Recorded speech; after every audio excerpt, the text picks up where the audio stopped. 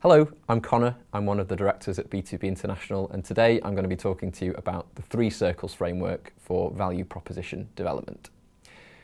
Value proposition development is one of the biggest challenges that companies have, and it often can end in failure because companies may talk about things that the market doesn't care about. They might talk about things that their competitors can beat them on, or they might talk about things that simply aren't strengths of the company.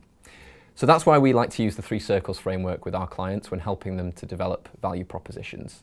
The 3 circles are as follows. First of all, you have customer needs. In other words, you shouldn't be developing a value proposition that isn't desired by the market. You need to be talking about things that your customers and prospective customers care about. The second is your own strengths. Don't talk about things that you're not good at. You need to find what your strengths are and make sure they are at the core of your value proposition.